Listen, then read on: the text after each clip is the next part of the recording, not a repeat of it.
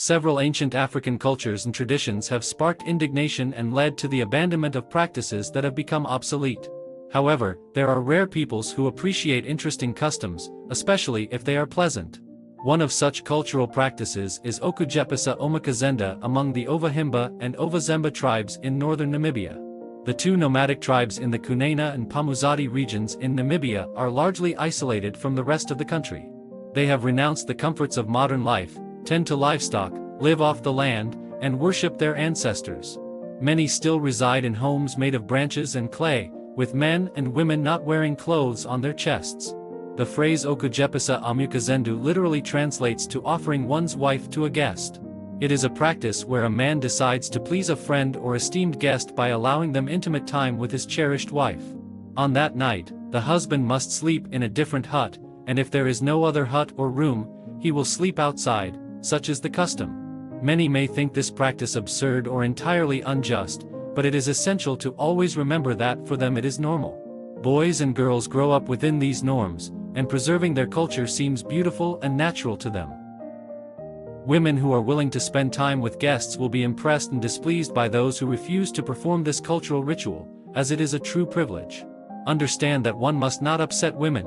This custom has been present in Namibian communities for several generations.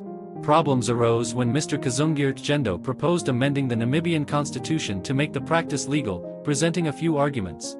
Here is what he said: "This culture brings us unity and friendship. If you love someone and wish to please them, it is your prerogative to decide whether to allow them to rest with your wife. We simply need to figure out how to regulate this practice." The head of one of the villages, Uamatai Ruhozu, also stated that there is no reason to discontinue this ancient custom. He mentioned that extramarital affairs may occur between spouses secretly. According to Ruhozo, most men and women in Namibia already have more than one partner clandestinely. But why hide it? The Ovahimba and Ovazimba are open with each other, which relieves them of the stress and fear of being caught in infidelity. Some argue that this practice helps strengthen friendships and reduce promiscuity, while others claim it brings variety and makes marriages solid. The decision of whether to introduce someone to one's wife remains with the man. Usually, the wife cannot oppose her husband's decision and thus humbly and wholeheartedly submits to it to strengthen the friendship.